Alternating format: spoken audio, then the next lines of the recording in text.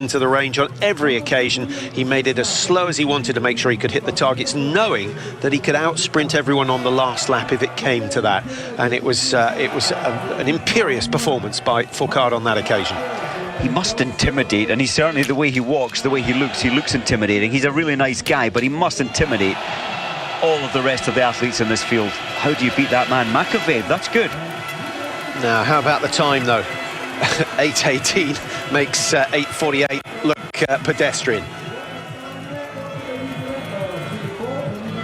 35 seconds.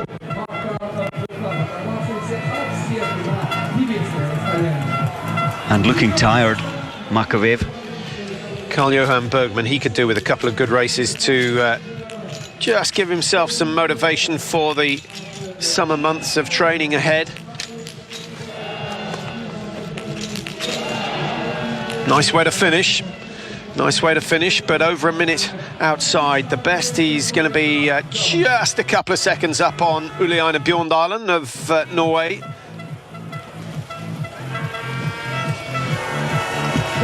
I know we've got a lot of Svensson fans out there looking for Svensson's position. Don't forget he missed one in the standing position, and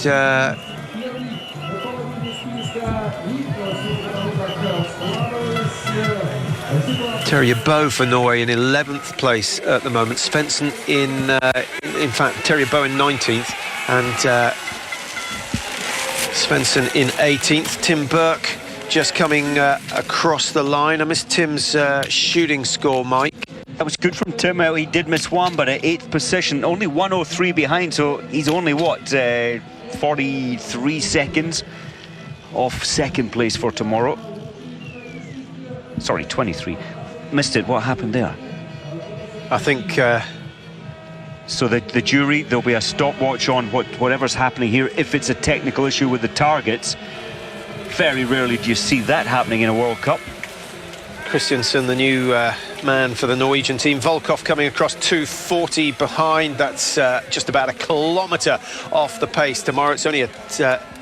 the stopwatch is coming out late. Yeah, it's a little slow, Egil. That needs to be in hand. Max Cobb, their technical delegate. He's had a busy time over the last couple of weeks, hasn't he? Stressful time. I'd like to see what happened here. It must be a target malfunction, so the coach must have shouted something wrong with it. Now, he gets the time advantage, and he gets to shoot with his breathing rate and the pulse right down. So in the end, a little bit of an advantage, provided the stopwatch was accurate.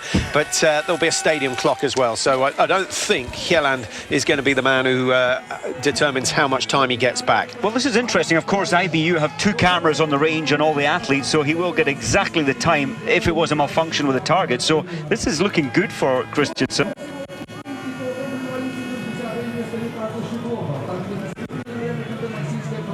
At the moment, Christiansen 1:33 behind, but he must have lost, what, at least 35, 40 seconds in that problem. Interesting seeing the different arm action on the 2 Norwegians there. Some going along the lines of Petter Northug with wider arms and bent elbows. Others going for the more traditional straighter arms and the hands and elbows coming through by the side. Erik Lesser. His moustache causing a lot of conversation on our email site at the moment. I was wondering if it would come off on Sunday night or maybe even before Sunday's race. Yeah, Asterix the Ghoul is the last suggestion. I know that he inspired Scott Dixon to try and do the same, but Scott needs a few months to try and get something that good.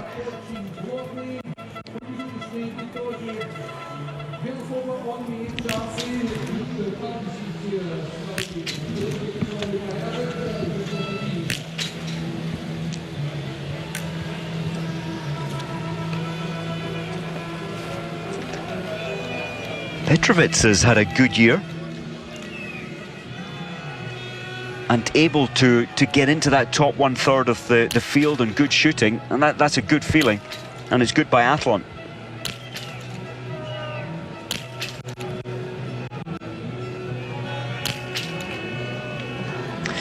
Not today. That's a careless finish to his shoot. Broke the rhythm after the first miss.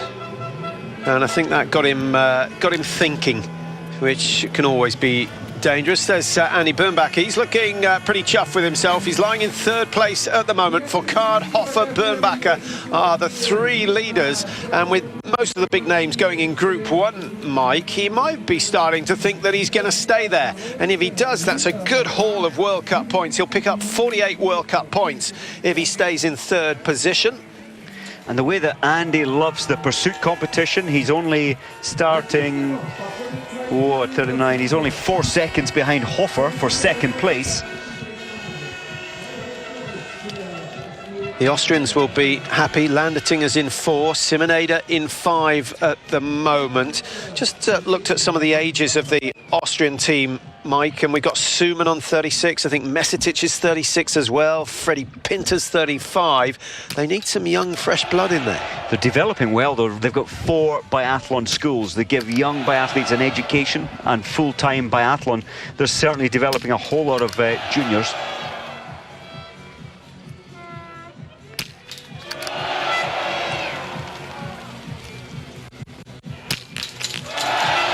Five seconds in between each shot for Slepov, which at world level is just a little bit too long. 3 seconds for most. Simoneder shooting 2 seconds apart. He gets all the targets down in 10 seconds.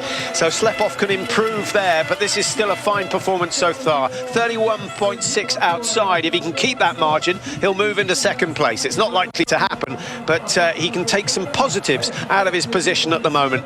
And it would be nice to know exactly what the coaches tell him on his second lap. Do you know, my feeling there was that he looked petrified to miss, so he was taking so long to try and get them. The rifle was trembling. Team orders are for success today, but sometimes when the team orders are demanding so much, it puts the biathletes off. Yeah, that's a nice relaxed shoot from Zdeněk Vítek for the Czech Republic, 8:51. Best of the Czechs, I guess Schlesinger in 7th is going to be pretty tough to beat. Moravec started really well, but faded after a miss in the stand.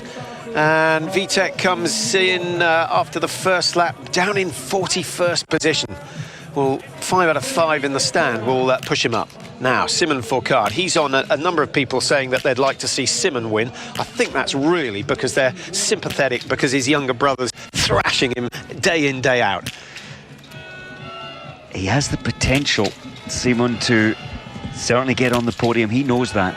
He's taking his time, he's being really careful. The safe strategy. Sigi doesn't know what to expect day to day, really, I don't think, from Simon. Some days excellent, some days not quite there. Drills, you need to get these ski poles on, certainly before the exit timing, and of course he's on the penalty loop. This is a good time from Christoph Suman.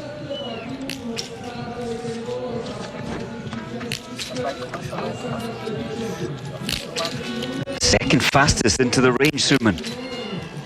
Only 14 seconds behind Martin.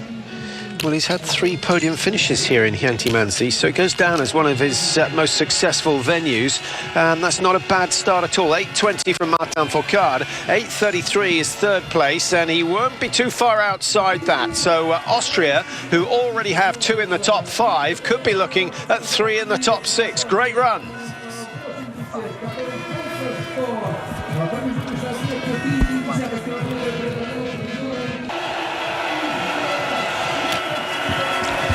Welcome back to Khanty-Mansiysk. Just in time to see the local man, Makeveev, clear 10 out of 10.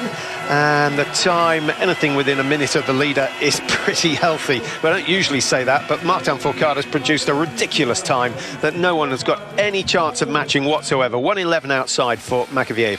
Mesetic of Austria goes clear again. The Austrians have turned it up, Mike. It's not been their worst season, but the last 3 seasons have gone bad, a little bit better, much better.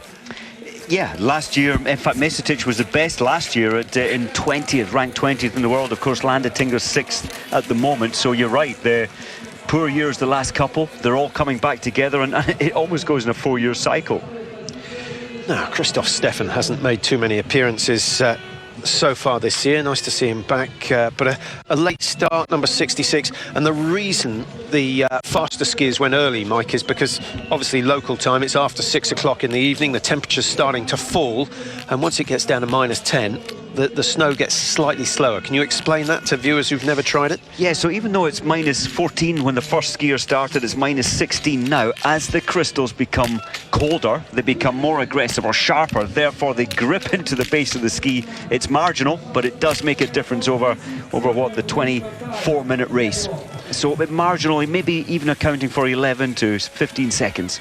So Christiansen 1:56.29, is that with the adjustment made? He got, I don't think it will be, and I think he could certainly get a 30-second bonus after the problems he had with the targets. That's right, well the jury will look at that, I think, the video footage after the race, and then award him, if they decide, maybe plus 35 seconds. Now, something else we need to check out is, as we watch Johannes Buch, this of course Terje's brother, starting to get better. It's nice to see him given a run out at this stage of the season. Struggled in Oslo, did better in Sochi. Good final shot, standards very high, one miss, putting him out of contention. That would have been a good run. And he's only 19-year-old. For Johannes to even make the World Cup, for a young athlete to make the World Cup, it's something special. And he goes up and down. He has a good day, he has a bad day. He missed one shot in the relay on Sunday, well, a penalty loop, and but still put in a very good ski time. So Lesser across the line, 1:37 outside. Coral, thanks for all your correspondence. I can't read it out. I think Lesser might be offended, but I wonder. Well, we better have a sweepstake on whether he'll be sporting that moustache next year.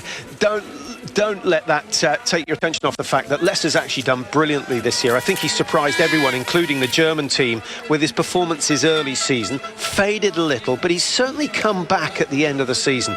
And I think next year maybe he could well be the German #1. He's so consistent. Again, shooting the perfect 0-0. He's so steady on the rifle.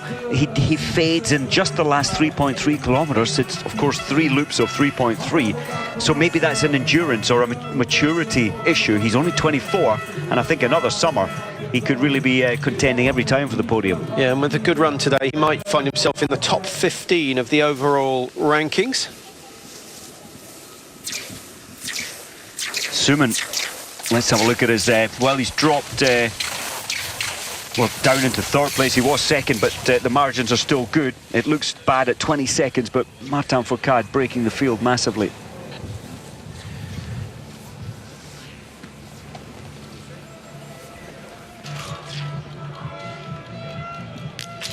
Now Sednev with his shoot. Quite a few people interested in the training, which we were discussing earlier, Mike, because obviously next year everyone wants to focus in on peaking, as we call it, which means finding your best form during the Olympic Games, so mid to end of February. Is it possible to train to engineer a peak at exactly the right time? Well, the answer is it is possible, but to get the peak at exactly the right time is very difficult. It's very difficult, and if you've got another, of course, 9 World Cups next season, and then athletes will be trying to stay, or the best athletes will want the overall World Cup title again, and that really does restrict the peaking process. Lukas Hoffer seems to have got it right today, and that's a big smile on his face. The Italians at last have something to cheer. It's been a long struggle for them. Lukas Hoffer, very exciting, great junior alongside Shapulin of